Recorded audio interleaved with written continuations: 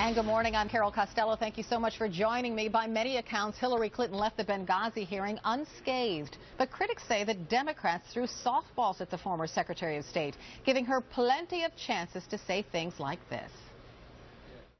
You know, I would imagine I've thought more about what happened than all of you put together. I've lost more sleep than all of you put together. I have been racking my brain about what more could have been done or should have been done. Joining me now, Democrat Linda Sánchez of California, a member of the House Select Committee on Benghazi. Welcome. Thank you for having me.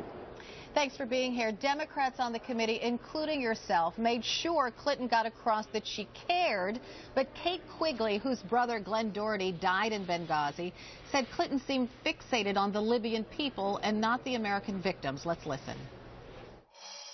She spoke to my family about how sad that we should feel for the Libyan people because they're uneducated and that breeds fear, which breeds violence and leads to a protest. And, you know, I remember thinking at the time, wow, you know, how selfish of me. I never really thought about the Libyan people. I've been so consumed with my own grief and loss and concern. And, you know, when I think back now to that day and what she knew, you know, it shows me a lot about her character that she would choose in that moment to basically perpetuate what she knew was untrue. Congresswoman, do you think family members got real answers after that hearing? Well, you know, this is something that we've been hearing over and over again. There was this big buildup that there was going to be, you know, all this new information. The Republicans on the committee said we have documents.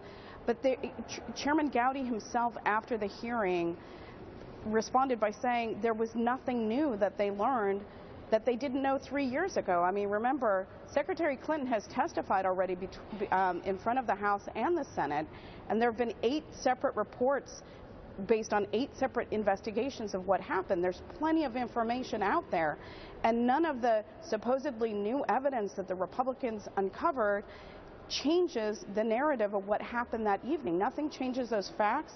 In fact, it supports all of the conclusion of the 8 prior reports. Okay. So if Democrats know what happened that night, tell me what happened, who should be held accountable, and satisfy Ms. Quigley's concern.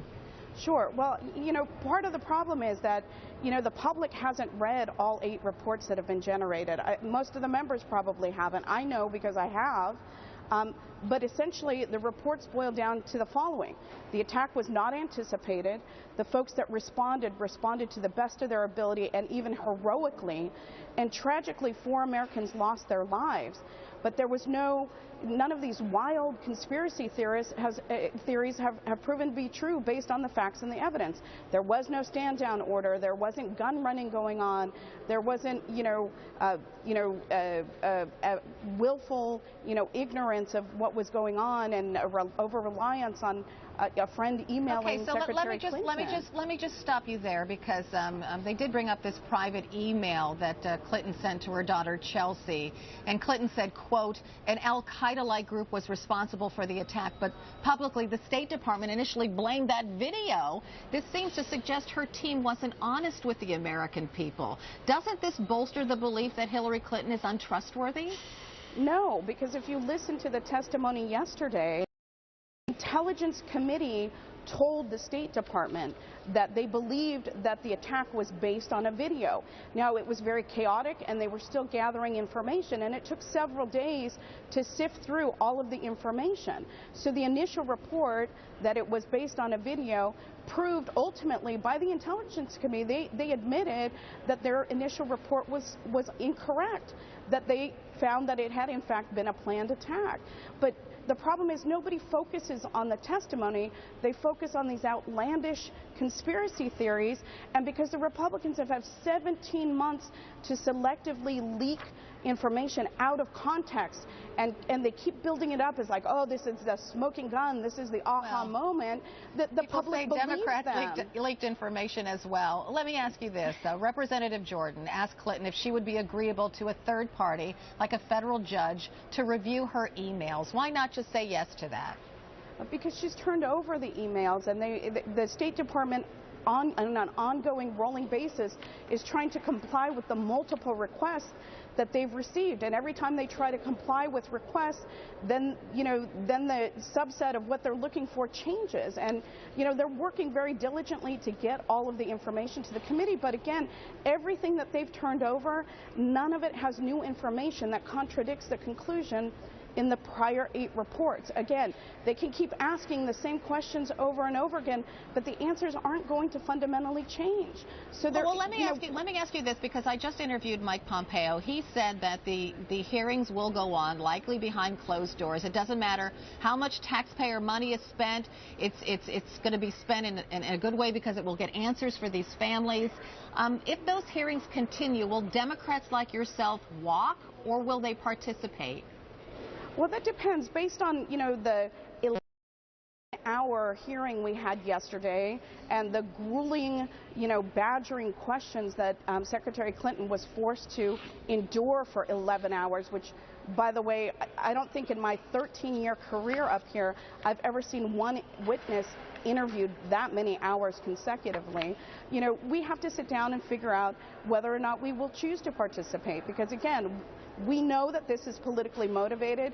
Top GOP leadership has said so. Investigators on the Republican side have said so. Members of the Republican caucus have said so. Which way are you leaning, Congresswoman? And in fact, Representative Pompeo, who for all appearances wants you to believe that he hasn't made up his mind yet about what happened. He went on Meet the Press and made blatantly false statements. He was caught lying about that. So his credibility is really the credibility we ought to be questioning. So in light of all that, Congresswoman, which way is the wind blowing with you? Is it in your gut to walk away? Again, as a team, we need to sit down and figure out what we think is the best course of action. Because I'll tell you this, having Democrats in that hearing yesterday allowed the Secretary an opportunity to push back on all the lies and conspiracy theories that have been generated over the last 17 months. Had we not been in that room, they would have just badgered her and beaten her into the ground. That's been their intent and their purpose all along. So I'm not sure which way I fall on that. I do think we need to be defenders of the truth, but at a certain point you have to throw up your hands and say, this is completely useless, because we're not gaining additional information that helps inform the families about what happened that night, to provide them the closure that was promised to them by the Republican chairman at the beginning of this whole process. I have to leave it there. Congresswoman Linda Sánchez of California, thank you for being with me. My pleasure. Thanks for inviting me.